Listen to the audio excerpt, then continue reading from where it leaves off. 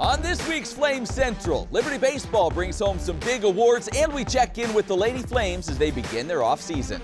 Plus, the incredible story of Flame soccer player Arnold Onyango and his journey from Africa to Liberty. It's all straight ahead on this edition of Flame Central.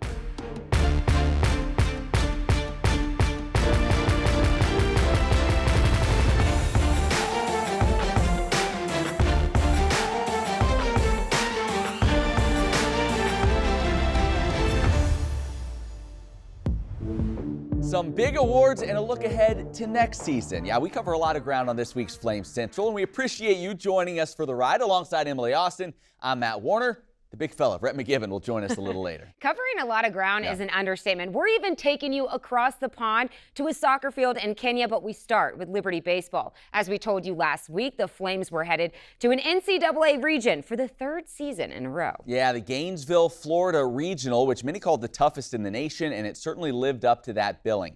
The Flames open regional play against Oklahoma, and they open it with a bang. First inning, the Flames get on the board. Stephen Hill with a 2-out, 2 RBI double, chasing home Betts and Anderson. Liberty would add another run in that frame, so they would go up 3-0. But that was it for the offense, and Oklahoma would explode. 16 runs in this game for the Sooners as they take the regional opener in convincing fashion.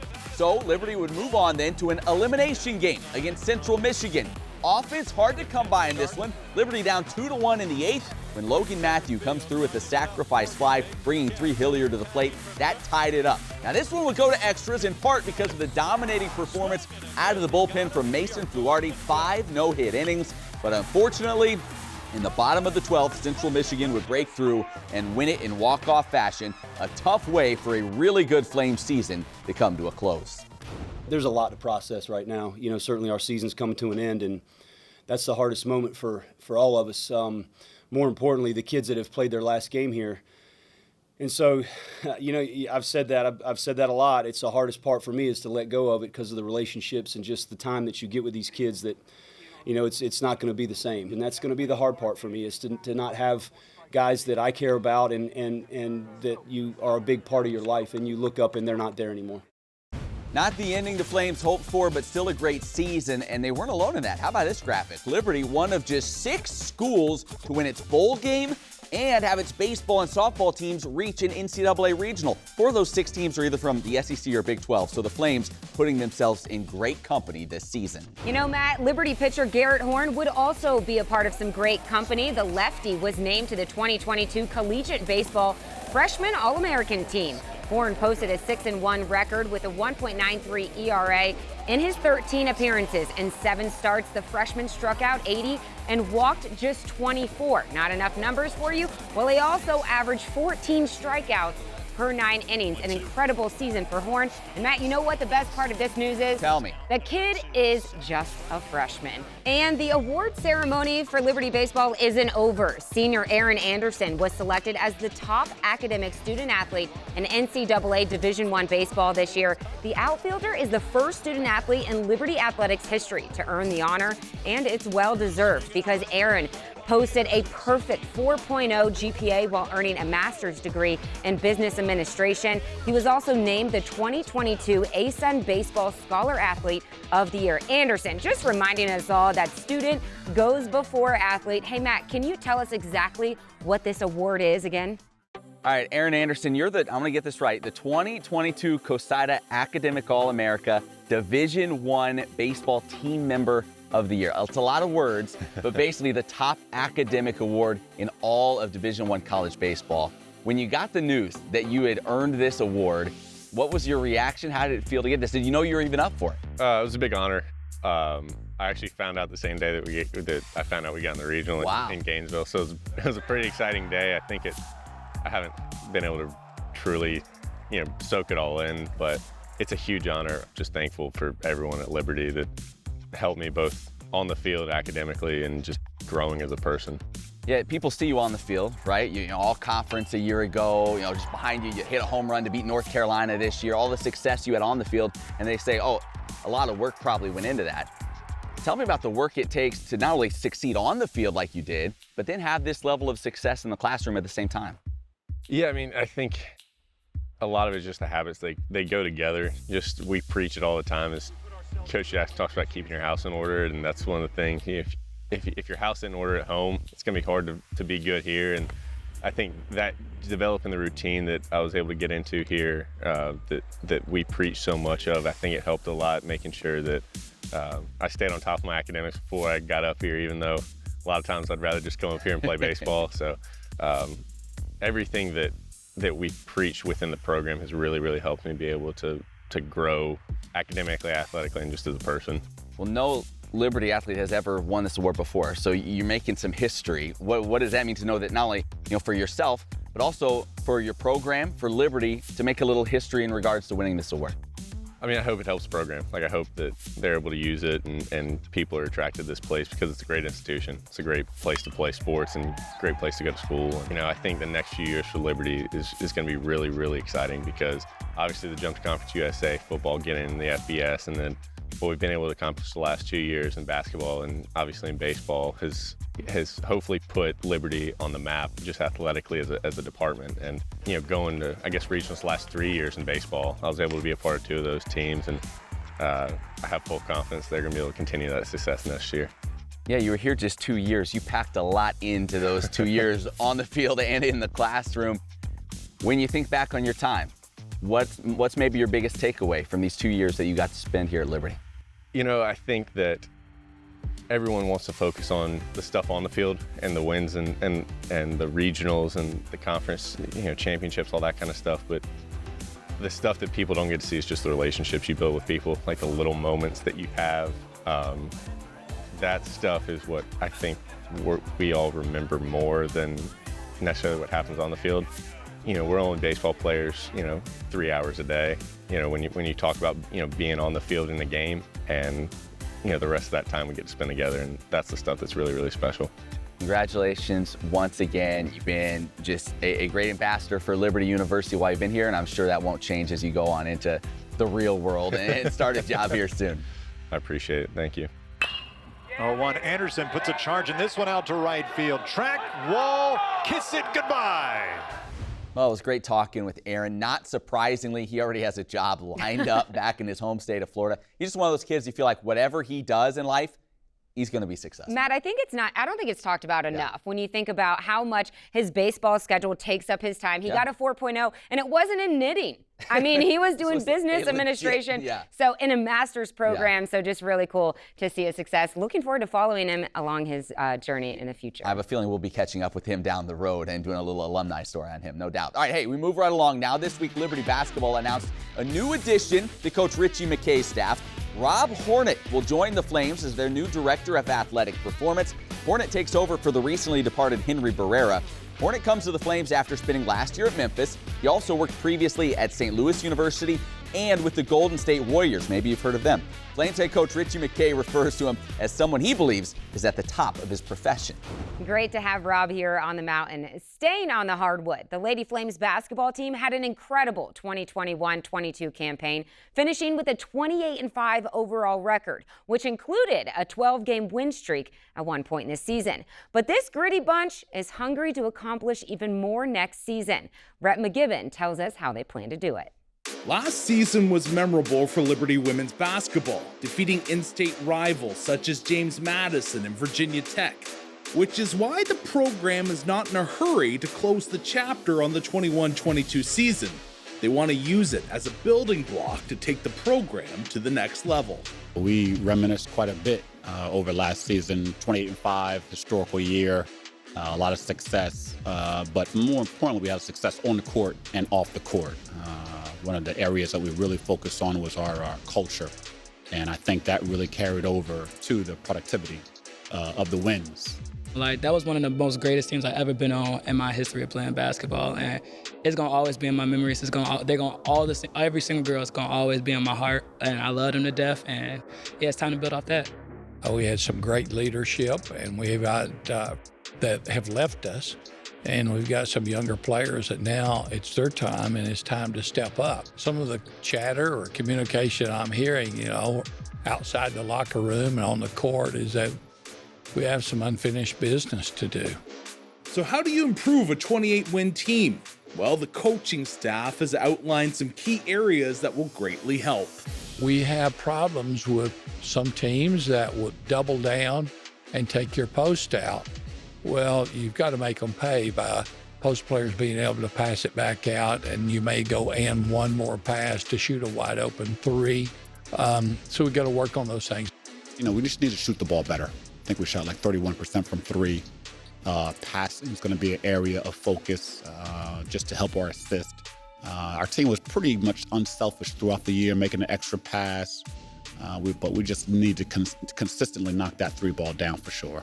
Really just building off what we already was doing, like defense. Like we played a real big part in our success last year, and just coming in every day, building off that, just leaving everything on the floor. But really keying in on, like, we're all veterans. Like, a lot of us this is an older class, so now it's just keying in on little detailed things, like, you know, running the plays right, being in the correct spots and stuff like that. But we all got skill, we all got everything like that. So just building off the little details. When you get a team where they buy in and they hold themselves accountable to defense, that's when you have a championship level team.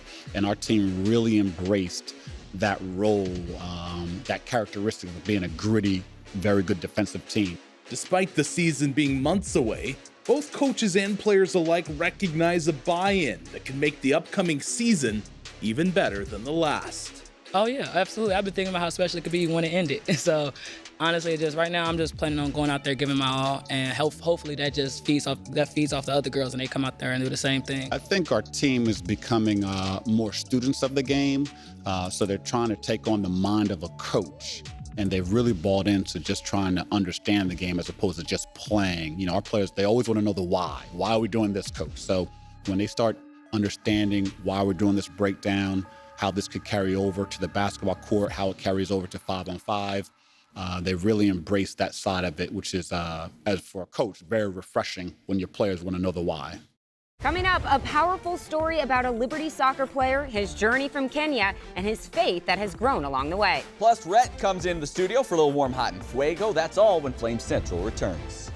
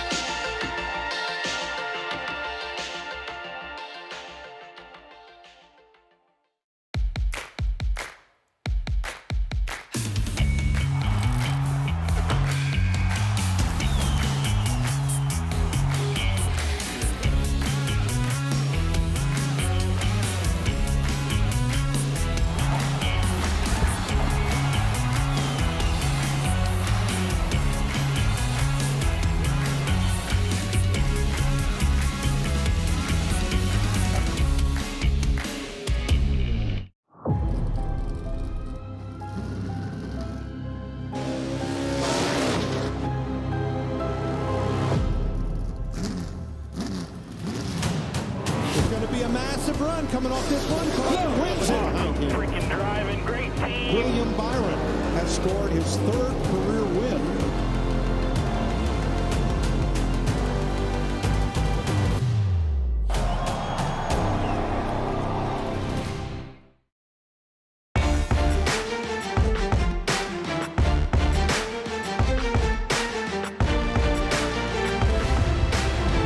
Welcome back to the show. Recently, we told you that Flames Central had been honored with 8 Emmy nominations. 5 of those nominations were for feature stories we have done related to Liberty athletics, including this next one you are about to see. Arnold Onyango. He's a dominant force in the midfield for the Flames soccer team, but his journey to Liberty has been anything but easy. Arnold grew up in a hopeless situation in Kibera, Kenya, but the game of soccer would open doors to new opportunities and also help introduce him to the source of true hope. Sometimes we feel we have nothing in our life. We feel like we are trash, but when we accept God in our lives, He'll bring everything together, you know?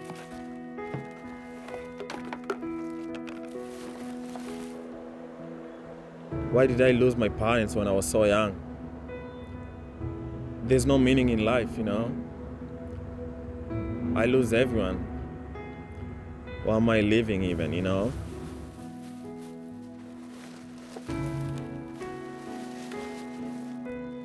My name is Arnold Onyango. I'm from Kenya, in Nairobi City. I'm from a suburb known as Kibera. It's not a great place for somebody to grow up, you know? There's a lot of poverty, there's a lot of drug addicts, there's a lot of crime activities going on. Arnold Onyango didn't grow up with much. And unfortunately, from a young age, he would experience great loss. First, losing his father, who left him with a special message. He held my hands and then he was like, I'm the one who's gonna change the family, so I better work hard and at least try to help the family. Being just a child, Arnold couldn't do much to help his family, so the responsibility fell entirely on his heartbroken mother. A few years later, Arnold would wake up to more devastating news. His mother had passed away. I felt like something in my heart was burning so bad, like I didn't know what was happening. I felt like I couldn't breathe. I was so weak at that time. I'm not a guy who cries a lot, but I used to cry like every day. Like, I could never see her again, you know?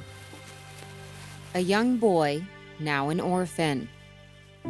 But he did have one thing left. My mom used to play soccer. Every day she encouraged me to play soccer.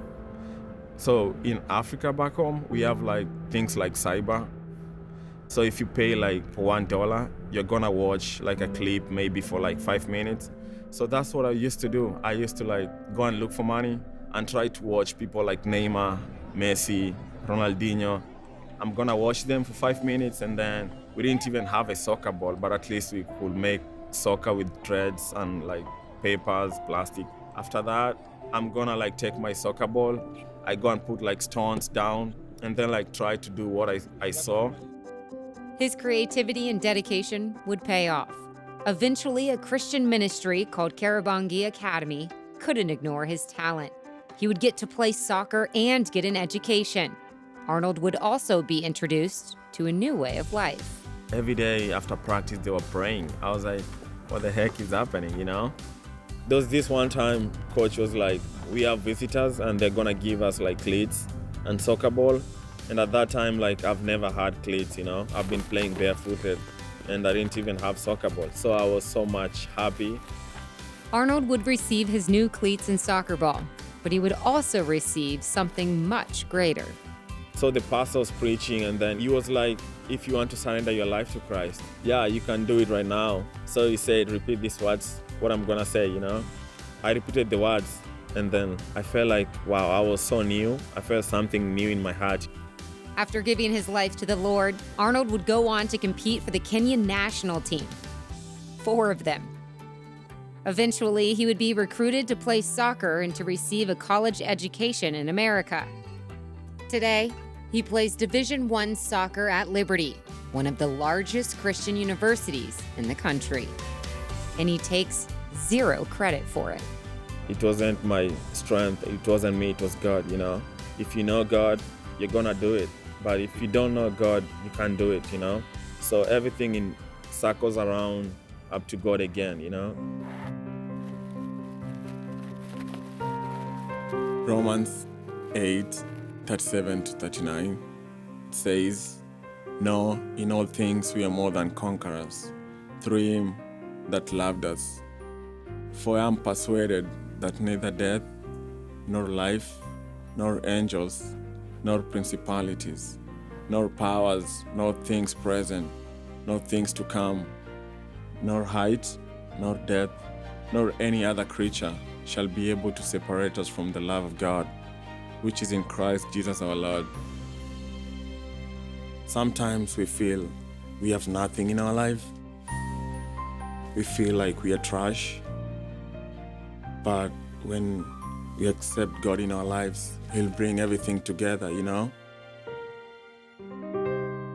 Yeah, powerful story. Our thanks to Emily Austin for producing that. Got an Emmy nomination for that piece, as we mentioned. All right, Rhett McGibbon joins us now. Time for Warm, Hot, and Fuego. Top player moment from the past week in Liberty Athletics. I think, is this going to be the last week that we focus on? I mean, it has to be. There's really not much happening. There's nothing else going. Last normal week of Warm, Hot, and Fuego. It's not going away just yet. You'll find out more about that here in the near future. All right, do we have a theme? We do. I almost let National Gardening Week go by without recognizing it. I love getting my hands in the soil. That's just right. Working the earth. Speaking of soil, yes, that's where we're starting with warm. Great bets on the baseball team. Yeah. You need that good, rich, like dark dirt. Yes, you know what I mean? That is the foundation of a good garden. Great bets is that for Liberty Baseball. I go back to Coach Manley, basketball coach here, early stages of Liberty University, and he told Jesse Sanders at one point, he said, you know what, you're not the best dribbler, you're not the best shooter, you're not the best defender, but man, you're just a great basketball player. Yeah. He was good at everything, maybe not the best. That's what I think about great bets. He may not be the best hitter on the team, but man, he can do it all. He's just a doggone good baseball player. When it came into regional action, you know, against Oklahoma, Central Michigan, had a run to hit against Oklahoma, 2 hits versus Central Michigan. Heart and soul guy out there, just trying to get the offense going. Unfortunately, didn't really work out for Liberty Baseball, but he was in the mix and just doing the best he could. Boy, just a rock of this program. What a great, career he's had thus far. All right. For more, we go to hot. Who's hot? Yeah, you go to the fertilizer, right? You need stuff to make it grow. We're getting we're getting in the nitty-gritty here. Yeah, I've been thinking about this. I'm going to take notes here. So good stuff. Austin Duncan on the golf team. Probably haven't heard of him because a lot of people think of Jan and Vincent. But this guy really helped the program grow this year. He is a transfer coming into the program. It was his senior season, 72 stroke average, which was second best on the team. He played the most rounds out of anybody on the team. And when it came to the ASUN championships, he was a -4. At regionals, a -1. At nationals, he had the 3rd best mark. So this guy had a really quiet yet great season for Liberty Golf. Yeah. Good. Giving him some love here at the end of the season. That's All right. Finally, now we go to In Fuego, top honor this week. And a gardening tip or something? Well, I was just thinking, you need that showstopper, right? A lot of people think of tomato plants, like that big one. You have those big beefsteak tomatoes. That's Mason Fluardi. This guy, what a year he had. Just a big old tomato. He is just a left-handed, southpaw tomato. This guy, you look at him on the mound and you're thinking, all right, you watch him play, there's going to be some MLB teams. You have to think they're going to be sniffing around him at the draft. He just had a great season. You come in to that game against Central Michigan and you need okay, we need a reliever that's going to lock this thing down tight and just not give him a sniff. And he did just that. No hits against, 5 innings pitched, 5 Ks in relief, and he induced a huge double play in the bottom of the 8th. He was fantastic. And unfortunately, Flames were going to lose that game, but Mason just had a great game, great season. Like, he was just a dog out there. He was. The rock out of the bullpen. Like, he was your shutdown guy out of the pen. And when he was on, he was as nasty as anybody I've probably ever seen in a Flames uniform. All right, Brett, great job as always. Hey, don't go anywhere. Still much more coming right back here on Flames Central.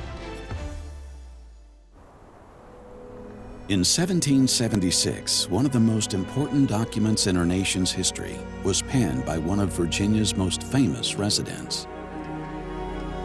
Throughout the next 200 years, the importance of Central Virginia was deeply woven into the tapestry of our nation's history. Liberty University is blessed to be built upon these same historic grounds, furthering the Christian tradition of our founding fathers and training young men and women of character and of calling. At Liberty, you're welcomed into a community rich with history, and we invite you to explore our campus in Central Virginia to discover more than just the surface level. Building upon the tapestry of history, we strive for greatness, humble to be at the heart of where the country began.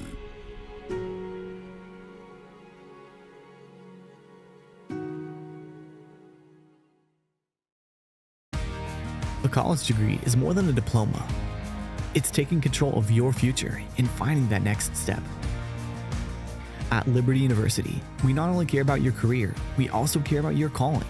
And we want to help you learn, develop, and grow so you can make an impact as a champion for Christ. Over 450 online programs, one you, infinite possibilities.